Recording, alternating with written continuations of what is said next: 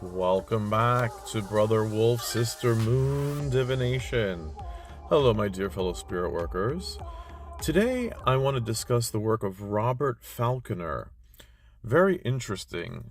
He bridges the world of psychology with that of shamanism, esoteric teachings, paranormal psychology, the paranormal in general. Very fascinating. And I wanted to share this with you. So let's look at this. Robert Falconer explores spirit possession through the lens of internal family systems therapy, also known as IFS, a psychological framework that examines the mind as composed of multiple subpersonalities or parts. His work suggests that spirit possession can be understood as an interaction between these internal parts and external spiritual influences, rather than solely as a supernatural phenomenon. In psychology, Falconer's approach aligns with transpersonal psychology, which integrates spiritual experiences into psychological understanding. His book, The Others Within Us, discusses the porous mind, the idea that consciousness is not entirely isolated, but can be influenced by external entities. This perspective challenges conventional psychological models that focus solely on internal cognitive processes.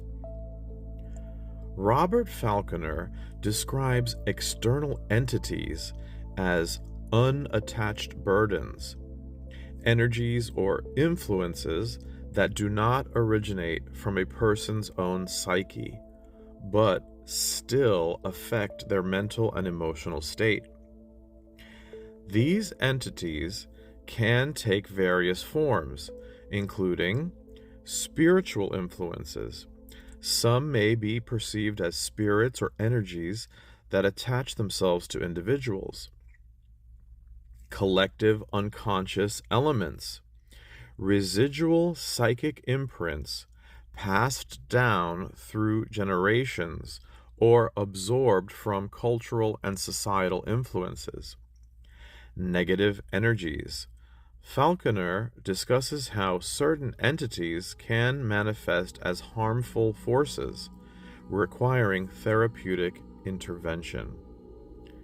His approach, rooted in internal family systems therapy, suggests that these entities interact with a person's internal psychological parts, influencing thoughts, emotions, and behaviors. Robert Falconer uses internal family systems therapy to address the removal of external entities, which he refers to as unattached burdens, energies or influences that do not originate from a person's own psyche. His approach involves identifying the entity.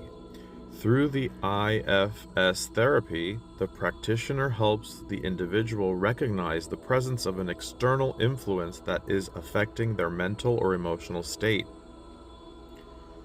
Engaging with the entity. Instead of forcefully removing it, Falconer advocates for compassionate dialogue, allowing the entity to express its purpose or reason for attachment. Facilitating release. Once the entity's presence is acknowledged, the therapist guides the individual in releasing it through structured therapeutic techniques, ensuring it departs without causing harm. Restoring balance. After removal, the focus shifts to healing and reintegration, helping the individual realign emotional and psychological stability. Speaking of structured therapeutic techniques, let's unpack that a bit. Robert Falconer's structured therapeutic techniques within the internal family systems therapy focus on addressing unattached burdens, external influences that affect an individual's psyche. His approach includes direct access method. Instead of working solely with a client's internal parts, Falconer engages directly with external entities, guiding them toward resolution. Compassionate dialogue.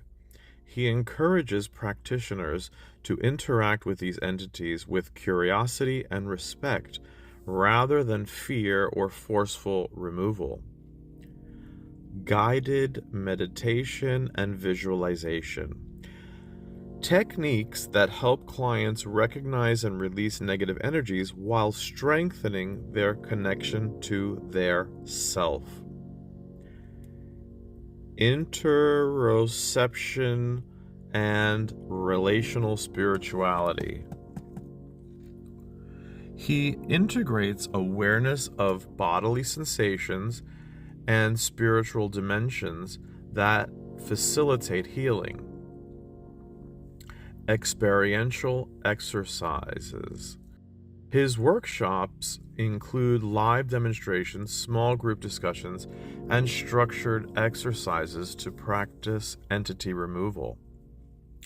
Falconer's work challenges traditional psychological models by acknowledging the porous nature of the mind, suggesting that external influences can be addressed therapeutically.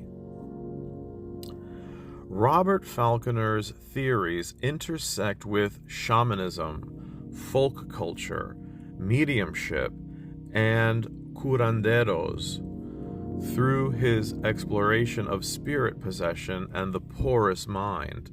His work in internal family systems therapy acknowledges that the psyche is not entirely isolated, but can be influenced by external entities, a concept deeply embedded in many indigenous and spiritual traditions.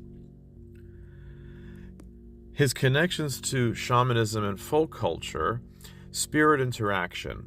Like shamans, Falconer recognizes that individuals may experience spiritual influences that affect their mental and emotional states. Healing practices. His therapeutic approach mirrors shamanic healing, where practitioners engage with spirits to restore balance. Cultural parallels. He compares IFS concepts with anthropological traditions of spirit possession across cultures. Mediumship and curanderos. Entity communication. Falconer's compassionate dialogue with external entities resembles the practice of mediums who communicate with spirits. Energetic cleansings. His methods align with curanderos, traditional healers who remove negative energy through rituals and spiritual interventions. Guided release. Like curanderos, Falconer facilitates the release of burdens that do not belong to the individual. His work bridges psychotherapy and spiritual traditions, offering a structured approach to engaging with external influences while maintaining psychological integrity. So now there have been some criticisms. So the traditional psychological community has mixed perspectives on Falconer's assertions regarding spirit possession and the porous mind. His work in internal family systems therapy is widely respected within trauma, therapy, and parts-based psychology, but his exploration of external entities challenges conventional psychological models. Traditional psychological view. Accepted within IFS therapy, Falconer's work aligns with multiplicity models in psychotherapy, particularly IFS, which acknowledges the mind is composed of multiple subpersonalities. Skepticism for mainstream psychology. Many psychologists many psychologists adhere to strict materialist frameworks, viewing spirit possession as a cultural or psychological construct rather than an actual external influence. Overlap with trauma research. His discussions on memory and trauma resonate with established psychological theories, particularly in understanding how past experiences shape mental health. Paradigm shift debate. Falconer and Richard Schwartz proposed a radical shift in psychology, arguing that the mind is porous rather than isolated, which challenges traditional cognitive models. His theories are gaining traction among IFS practitioners and transpersonal psychologists, but mainstream psychology remains cautious about integrating spiritual influences into clinical practice. So to me, this is just so fascinating, and I really appreciate bridging psychology to shamanism.